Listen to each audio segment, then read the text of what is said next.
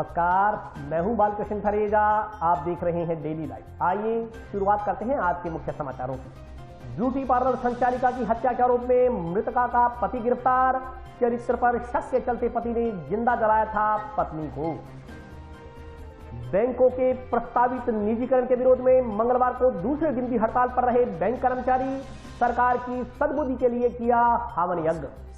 सिंचाई समस्याओं के समाधान के उद्देश्य को लेकर जन उपभोक्ता संगम अध्यक्षों की जंक्शन में आयोजित हुई बैठक। न्यायिक अधिकारियों के स्थानांतरण पर समारोह का आयोजन।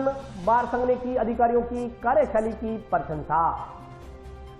3.5 माह पहले गांव मक्कासर से गायब हुई युवती बरामद। जंक्शन पुलिस ने जोधपुर से किया आरोपी युवक सहित युवती को दस्तयाब। और अब समाचार विस्तार से। जिले के गोलूवाला कस्बे में ब्यूटी पार्लर संचालित करने वाली 30 वर्षीय युवती की जिंदा जलाकर हत्या करने के आरोप में पुलिस ने मृतका के पति को गिरफ्तार किया।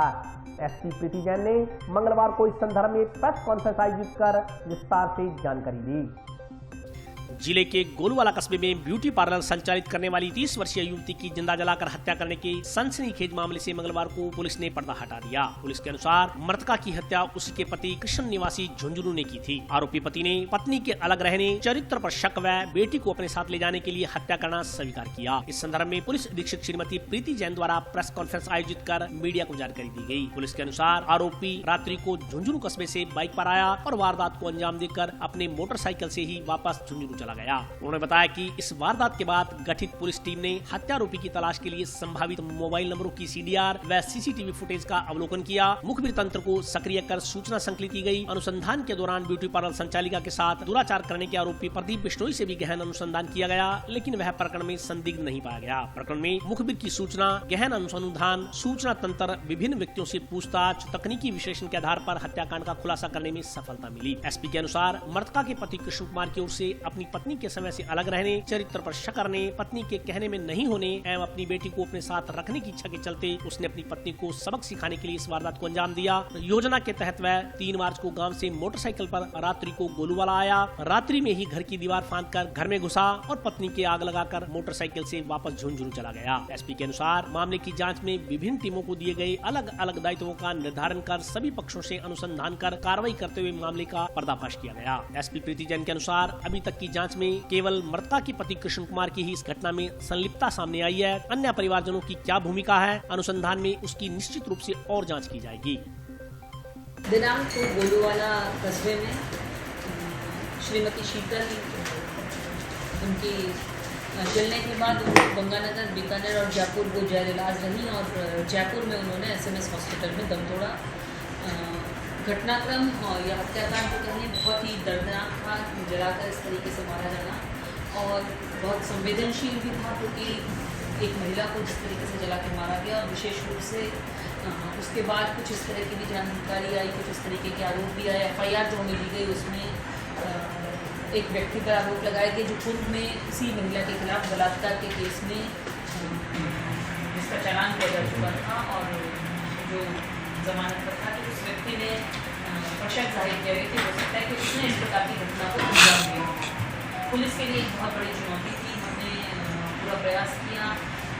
Additional SP Nohar, additional SP Hanumangarh, DYSP प्रशांत कौशिक, DYSP श्री देवानंद जी और SHO गोलूवाला, इंस्पेक्टर साहब श्री रविंद्र जी, गणेश सारंग जी, पूरी team, special team BPSC Rajaram ji, सभी की टीम को लगाकर रणवीर मीना, CO रावत सर, उनके द्वारा हमने प्रयास किया कि हत्याकांड के पूरे खुलासे हर एंगल पे जांच की जाएगी। जो नामजद आरोपी है, यदि उसका कोई रोल है तो उसको हम जल्दी से जल्दी पता लगाने का प्रयास करें। अन्यथा इस घटनाक्रम में, इस हत्याकांड को अंजाम देने में जो भी व्यक्ति इन्वॉल्व है उसके खिलाफ हम पुख्ता अनुसंधान करके आइडेंटिफाई करें कौन है, उसको गिरफ्तार करें और गिरफ्तारी के बाद इसमें पूरा अनुसंधान पूरा करें। काफ़ी प्रयासों के बाद इस घटनाक्रम को खोलने में हमें सफलता हाथ लगी है। जो आसूचना तंत्र हमारा यूज़ किया गया, हमारे द्वारा तकनीकी विश्लेषण, मुखबिर से सूचना ली गई। महिला का पति झुंझुनू ज़िले का रहने वाला है, वहाँ तक हमारे द्वारा पूरी गहन अनुसंधान किया गया और उसके बाद ये तथ्य सामने आया कि महिला के पति द्वारा ही महिला को मारा गया है। हत्या का मुख्य मोटिव जो पति का ये रहा कि वो अपनी बच्ची को यहाँ से लेके जाना चाहता था, उसे अपनी पत्नी के चरित्र पर भी कुछ शक था और इस वजह से उसने अपनी बच्ची को लेने के लिए इस घटना को अंजाम देना स्वीकार किया। जो व्यक्ति दिखाई दिया है वो उसका चेहरा बहुत ज़्यादा क्लियर नहीं था, मास्क लगाया हुआ था और व्यक्ति ने, लेकिन वो व्यक्ति वही था, महिला का पति कृष्ण था, जो झुंझुनू हुक्मा के ढाणी का रहने वाला है और उसने स्वयं वहाँ से गोलूवाला कस्बे में वो दिन के समय में आया है और उसके बाद रात्रि को एक घटना को अंजाम देके सीधा स्वयं ही वापस अपने गाँव पहुँचा। अभी तक के अनुसंधान में एक व्यक्ति की भूमिका सामने आई है। इसके अलावा यदि हम और भी बिंदुओं पर कर रहे हैं कि कोई और व्यक्ति आता है, अन्य लोगों की कोई भूमिका रही है, तो उसके बारे में और आगे किसी भी केस के अनुसंधान में सिर्फ हम मोबाइल के एनालिसिस पर ही निर्भर नहीं रह सकते हैं। आसपास के लोगों ने क्या देखा, किसने क्या उसको दिन में भी किसने देखा, रात को किसने देखा, घटना अंजाम देने के बाद वो कहाँ से आया, कहाँ से वापस गया, व्यक्ति जहाँ का रहने वाला है उसकी घटना के समय उपस्थिति कहाँ थी, उसका व्यवहार किस प्रकार का था, उसका चाल ढाल किस प्रकार की थी और उसने घटना को अंजाम देने के बाद भी उसका वहाँ पे कब तक वो पहुँचता है, इन सब चीज़ों पे अनुसंधान के कई बिंदु होता है। निश्चित रूप से यदि मोबाइल हो तो उसमें भी हमें अनुसंधान में मदद मिलती है, लेकिन इस घटनाक्रम में जहाँ तक है कि व्यक्ति ने संभवतः मोबाइल का उपयोग नहीं किया। अनुसंधान में कई व्यक्ति थे जिन पर हमने अलग अलग समय पर कुछ शक की गुंजाइश रही। उसमें से जब हमने ये व्यक्ति झुंझुनू हुक्मा के ढाणी का रहने वाले हैं, वहाँ पर ये जहाँ काम करते हैं उसके आसपास के लोगों से पूछताछ की, पूरा मुखबिर तंत्र सक्रिय किया, इनकी भूमिका, इनका व्यवहार क्या रहा और इसके अलावा इनका आना जाना, इनके पास कौन कौन से साधन हैं, यातायात के साधन ये कौन सा यूज़ करते हैं, पूरी तरह की सारी डिटेल जानकारी प्राप्त करके उनके CCTV फुटेज उनका भी अवलोकन किया, उनका भी अनुसंधान और विश्लेषण किया।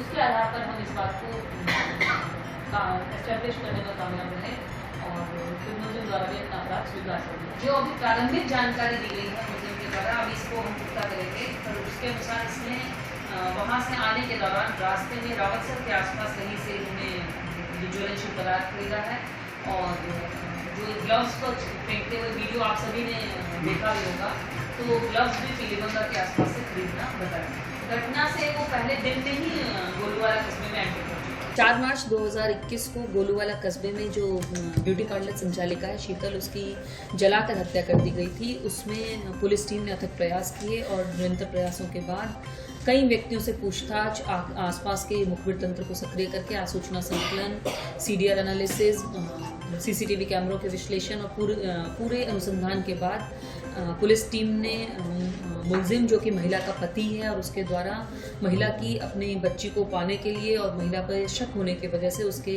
हत्या किया जाना कबूल किया है। इसमें पुलिस को इस हत्याकांड का खुलासा करने में सफलता प्राप्त हुई। अभी तक तो जो हमारी जानकारी आई है उसके हिसाब से जो मृतका के पति हैं कृष्ण, वही इस घटनाक्रम में शामिल रहे हैं और इसमें अन्य परिवारजनों की क्या भूमिका है इसकी निश्चित रूप से अभी और अनुसंधान में जाँच की जाएगी और बीट प्रणाली ने या पुलिस ने ज़मीनी तौर पर इसमें बहुत अच्छा काम किया है। ह्यूमन इंटेलिजेंस और पूरे विश्लेषण के आधार पर ही हम इस प्रकरण को खोलने में सफल हो पाए। अभी पूरी तरह से तो अनुसंधान अधिकारी इस बात को स्पष्ट कर पाएंगे, लेकिन जितनी जानकारी है क्योंकि वो अपनी बच्ची को पाना चाहता था और पत्नी पर शक करता था, तो हो सकता है कि उसने उसको जलाने कर डराने का या इस तरीके का प्रयास किया हो और महिला अनफॉर्चुनेटली ज़्यादा जल गई और मर गई हो। ये पूरा वास्तविक क्या स्थिति थी ये पूरे अनुसंधान से ही स्पष्ट होगा। सिंचाई समस्याओं के समाधान के उद्देश्य को लेकर जल उपभोक्ता संघ अध्यक्षों की एक बैठक जंक्शन स्थित सिद्धमुख कार्यालय प्रांगण में आयोजित की गई।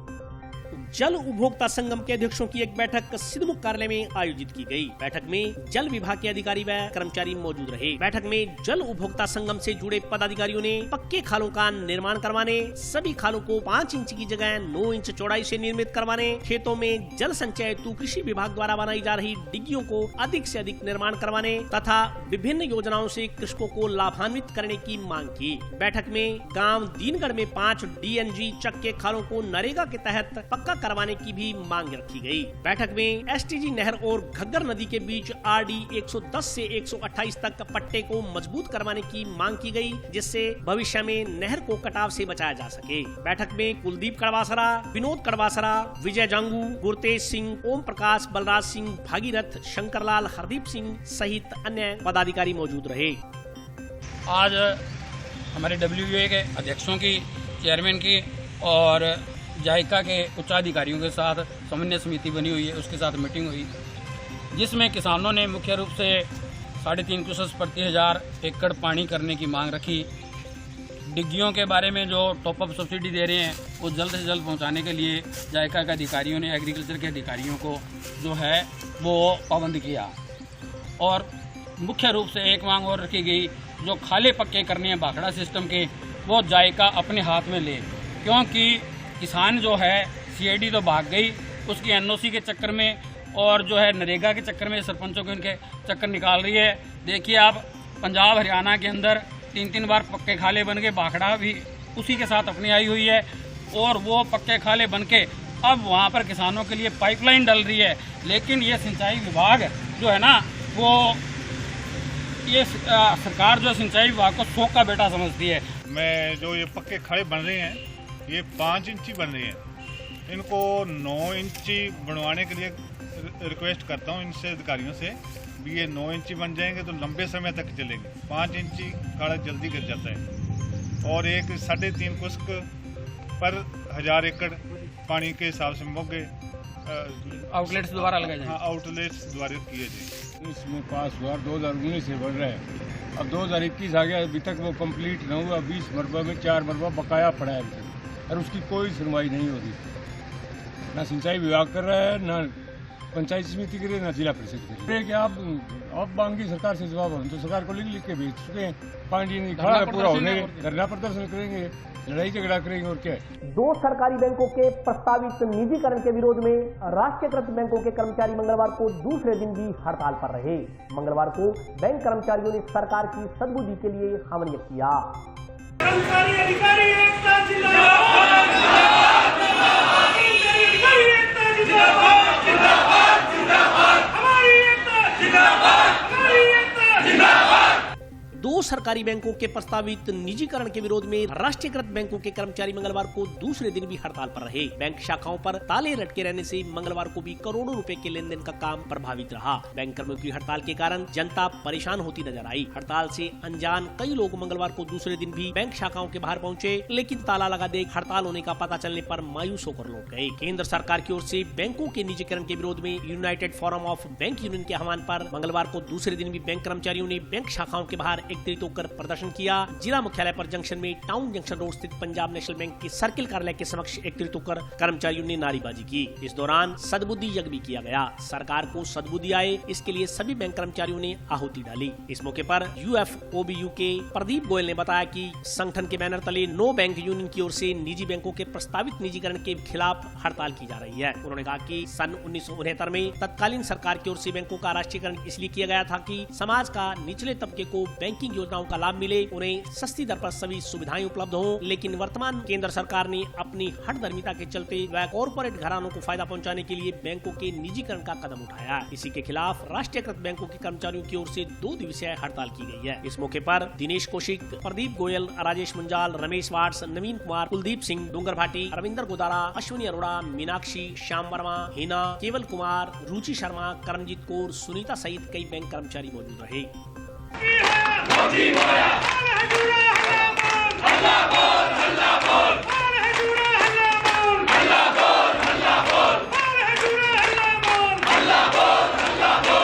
हड़ताल का दूसरा दिन था। कल की तरह आज भी सभी कर्मचारी अधिकारियों ने अपने पूरे जोश से इस हड़ताल में शामिल हुए और प्रदर्शन किया। मैं आम जनता से 2 दिन जो बैंक बंद की वजह से उन्हें परेशानी हुई है उसके लिए हम माफ़ी मांगते हैं, परंतु ये जो 2 दिवसीय हड़ताल थी हमें आम जनता के लिए, आम नागरिक के लिए, देश में जो अभी निजीकरण का दौर चल रहा है जिसमें भारत सरकार कभी रेल बेचने की बात करती है, कभी बीमा बेचने की बात करती है, अब उसने टारगेट बैंकों को बना लिया। सर इस हड़ताल का जब तक सरकार अपनी कदम पीछे नहीं हटाती, बैंक कर्मचारी अपना विरोध इसी प्रकार से दर्ज करवाते रहेंगे। जैसे ही हमें हाईकमान आदेश देगा, हम उसी आदेश के अनुसार आगे भी अपने प्रदर्शन और हड़ताल के कार्यक्रम जारी रखेंगे। करीब 3.5 माह पहले नजदीकी गांव मक्कासर से लापता युवती को जंक्शन पुलिस ने मंगलवार को जोधपुर से बरामद कर लिया। करीब 3.5 माह पहले नजदीकी गांव मक्कासर से लापता युवती को जंक्शन पुलिस ने आखिरकार जोधपुर से दस्तयाब कर लिया। साथ ही आरोपी युवक को भी गिरफ्तार कर लिया। जंक्शन थाना प्रभारी नरेश ग्यारा ने बताया कि गांव मक्कासर निवासी एक व्यक्ति ने रिपोर्ट दर्ज करवाते हुए बताया था कि 16 नवंबर 2020 की रात्रि को उसकी पुत्री घर से गायब हो गई। गांव के ही विजय गोदारा पुत्र राम कुमार ने उन्हें बताया कि उनकी लड़की को उसका भाई संजय जबरदस्ती अपने साथ ले गया। युवती के पिता की रिपोर्ट के आधार पर संजय के खिलाफ अपहरण के आरोप में मामला दर्ज कर जांच शुरू की गई। दोनों की तलाश शुरू की गई। इन दोनों के बारे में सूचना देने वाले के लिए थाने की तरफ से 5,000 रूपए जबकि पुलिस अधीक्षक की ओर से 3,000 रूपए का इनाम की घोषणा की गई। सोमवार को मुखबिर की सूचना मिलने पर मामले के जांच अधिकारी सब इंस्पेक्टर शैलेंद्र चंद के नेतृत्व में पुलिस जोधपुर पहुंची तथा युवती को दस्तयाब कर लिया। साथ ही आरोपी संजय गोदारा पुत्र राम कुमार को गिरफ्तार कर लिया। थाना प्रभारी नरेश ग्यारा के अनुसार इस मामले में उच्च न्यायालय में बंदी प्रत्यक्षीकरण याचिका भी लगी हुई थी, जिसमें मंगलवार को तारीख पेशी थी। उल्लेखनीय है कि लड़की को बरामद कर आरोपी को गिरफ्तार करने की मांग को लेकर युवती के परिजन कई बार पुलिस अधिकारियों से मिल चुके हैं। पिछले दिनों एसपी कार्यालय पर इस मुद्दे को लेकर धरने प्रदर्शन भी किए गए थे। मक्कासर से एक बच्ची के गायब होने के संबंध में 746 नंबर मुकदमा दर्ज था, जिस संबंध में माननीय उच्च न्यायालय के अंदर एक हैबियस कॉर्पस रिट भी लगी हुई थी, जिसमें आज तारीख पेशी थी। Shri Shailesh Kumar sub inspector police थाना जंक्शन और टीम को भिजवाया गया था तलाश के लिए, जिन्होंने जोधपुर से उस बच्ची को दस्तयाब करके और माननीय उच्च न्यायालय में पेश किया और उसको दस्तयाब करने में टीम को सफलता मिली। आज उसके पेश की गई। और अभी वक्त ब्रेक का, हाजिर होता हूँ छोटे से ब्रेक के बाद।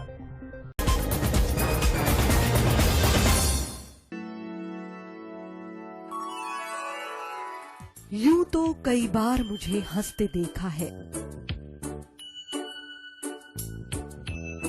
पर ये हंसी कुछ और है। ये गहना मुझ पर जचता है, पर ये महज एक गहना नहीं, ये रूपरेखा है मेरे मन की, हंसती खिलखिलाती लहरों की, जो आतुर थी अब तक मुझ पर सजने को। इसलिए ये गहना ही मेरा सच्चा श्रृंगार है, श्रृंगार है, श्रृंगार है।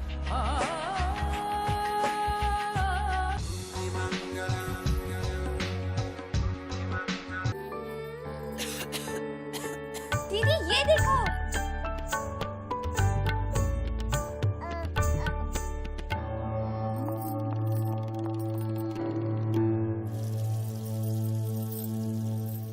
नोवेल कोरोना वायरस बीमारी को फैलने से रोका जा सकता है। खांसी और छींक के बाद और बच्चे को छूने से पहले अपने हाथों को साबुन से धोकर इसे फैलने से रोक सकते हैं। वो डॉक्टर साहब हैं? भाई साहब खांसी और बुखार था, सोचा चेक करवा लूं।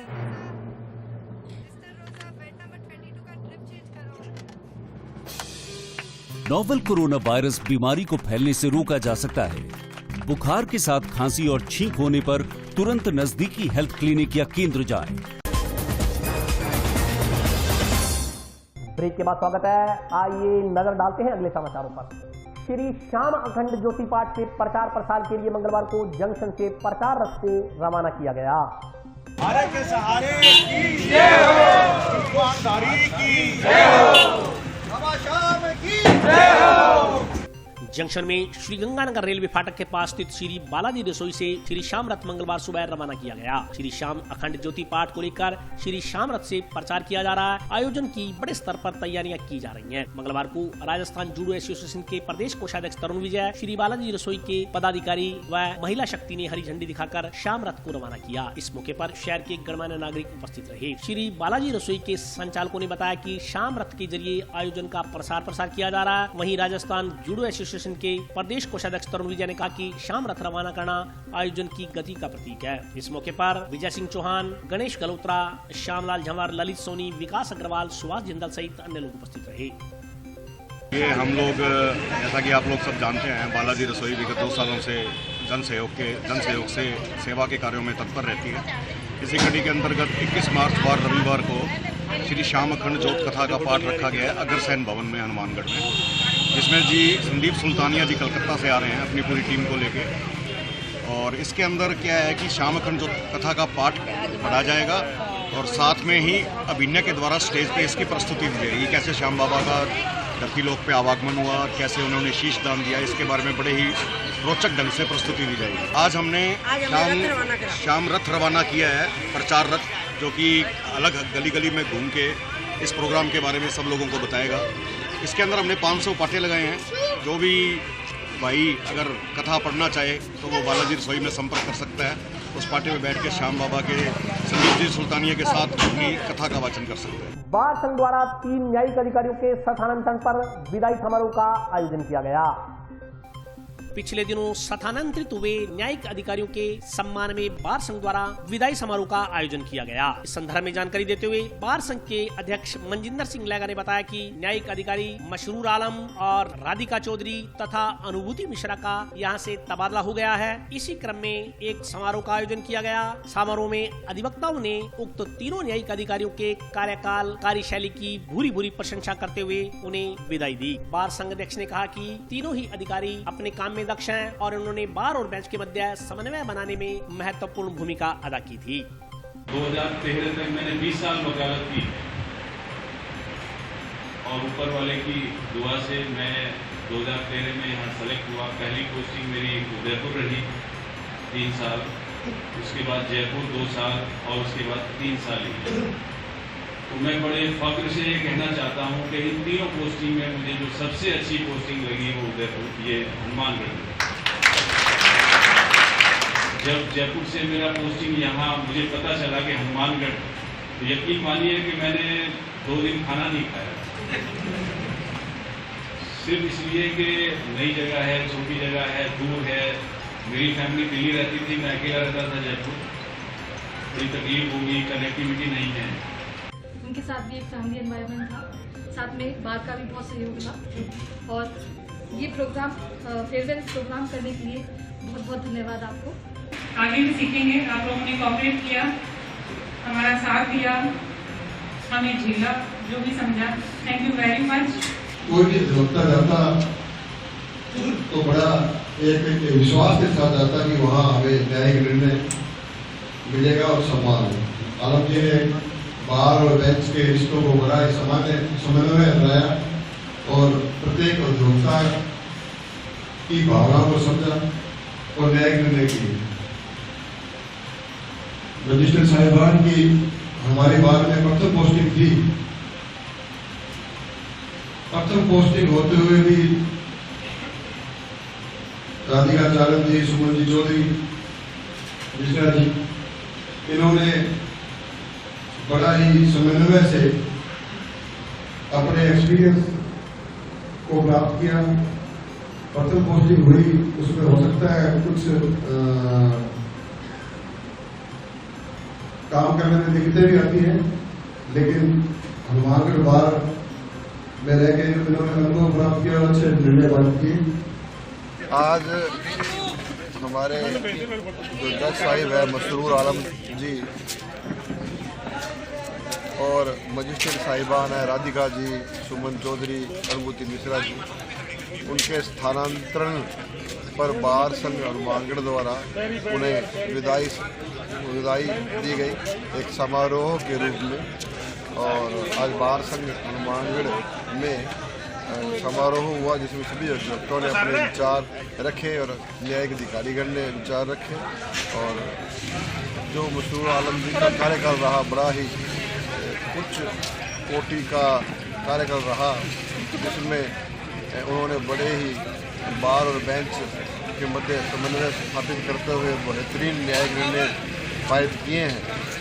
इस संबंध में उनका सम्मान किया गया और मजिस्ट्रेट साहिबान जिनकी प्रथम पोस्टिंग थी हनुमानगढ़ में और उनका स्थानांतरण भी किया हुआ और उनके कार्यकाल भी सराहनीय रहे हैं और बार का ये प्रोग्राम रखा। संयुक्त किसान मोर्चा द्वारा 26 मार्च को प्रस्तावित भारत बंद की तैयारियों को लेकर आज जंक्शन में बैठक का आयोजन किया गया। तीनों कृषि कानून वापस लेने की मांग को लेकर चल रहे किसान आंदोलन की प्रक्रिया में 26 तारीख को भारत बंद का ऐलान किया गया है। भारत बंद की तैयारियों को लेकर मंगलवार को जंक्शन में संयुक्त किसान मोर्चा, व्यापारी वर्ग व श्रमिकों की संयुक्त बैठक आयोजित की गई। बैठक के संदर्भ में जानकारी देते हुए वक्ताओं ने कहा कि 26 मार्च का भारत बंद ऐतिहासिक होगा। इसी की तैयारियों को लेकर आज बैठक आयोजित की गई। बैठक में भारत बंद के प्रति जन जागरूकता पैदा करने के लिए पदाधिकारियों को दायित्व सौंपे गए। वक्ताओं ने कहा कि 23 मार्च को शहीद आजम भगत सिंह की शहादत दिवस को भी संयुक्त किसान मोर्चा द्वारा श्रद्धापूर्वक मनाया जाएगा। इस दौरान शहीद भगत सिंह की प्रतिमा पर माल्यार्पण कर उन्हें श्रद्धांजलि अर्पित की जाएगी। उन्होंने कहा कि राजस्थान के चिपते शाहजहां बॉर्डर पर हनुमानगढ़ से हजारों की संख्या में किसान आंदोलन में शामिल होने के लिए रवाना होंगे। उन्होंने कहा कि किसी कारणवश जो किसान शाहजहांपुर बॉर्डर में नहीं जा सकते, वे हनुमानगढ़ जिले में 26 मार्च के बंद को सफल बनाने की दिशा में काम करेंगे। हरेक बंदे ਨੂੰ ਇੱਜ਼ਤ ਦਿਓ। ਅੱਜ ਮੈਂ ਦੇਖਦਾ ਮੈਂ ਨੌਜਵਾਨ ਨਾਲ ਮੈਨੂੰ ਕੋਈ ਨਾ ਪੂਰੇ ਸਮਝਦਾ, ਮੈਨੂੰ ਕੋਈ ਬਾਤ ਨਹੀਂ ਪਤਾ। ਔਰ ਜਿਹੜੇ 70 ਸਾਲ ਦੇ ਸਾਡੇ ਨਾਲ ਸੰਸਦ ਦੇ ਉੱਤੇ ਬੈਠੇ ਆ, ਉਹ ਬੰਦੇ ਨੂੰ ਜੇ ਪੁਲਿਸ ਧੱਕਾ ਕਰੂਗੀ ਤਾਂ ਦੁੱਖ ਹੋਊਗਾ। ਇਹ ਉੱਥੇ 2 ਟਰਾਲੀਆਂ ਭਰ ਕੇ ਅਸੀਂ ਲੈ ਕੇ ਆਏ, ਮੱਕਾ ਤੋਂ ਟਰਾਲੀਆਂ ਲੈ ਕੇ ਆਏ, ਸਰਪੰਚ ਸਾਹਿਬ ਲੈ ਕੇ ਆਏ। ਉਹ ਪੂਰੇ ਵੀਆਈਪੀ ਪਾਸ ਦਾ ਖਾਲੀ ਹੈ। ਉਹ ਧੁੱਪੇ ਬੈਠੇ ਆ, ਮੈਨੂੰ ਵੋਟ ਨਹੀਂ ਦੇਗਾ ਤਾਂ ਕੰਮ ਨਹੀਂ। ਮੈਂ ਨਾ ਹੀ ਕਰਨਾ ਮੈਨੂੰ ਨਹੀਂ ਸਮਝ ਨਹੀਂ ਜਿਵੇਂ ਪ੍ਰੋਗਰਾਮ ਰੱਖਦਾ।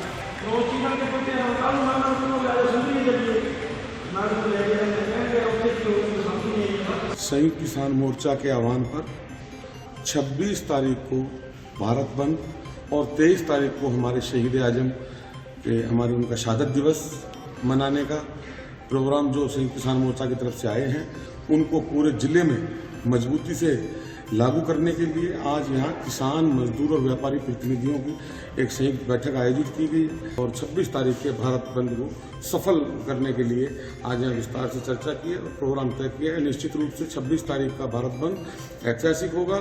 हनुमानगढ़ जिले के अंदर पूरा जिला पूरी तरह से पूर्णतः बंद रहेगा और 23 तारीख को जो हमारे शहीद आजम की भगत सिंह जी के जो शहादत दिवस है, उसको भी भगत सिंह चौक पर हमने ये यहाँ सर्वसम्मति से ये भी तय किया है कि ज़्यादा से ज़्यादा प्रयास हमारे ये रहे कि भी हम यहाँ से 22 तारीख को हमारे जो राजस्थान का बॉर्डर है, शाहजहांपुर बॉर्डर, वहाँ हमारे साथियों को भेजें।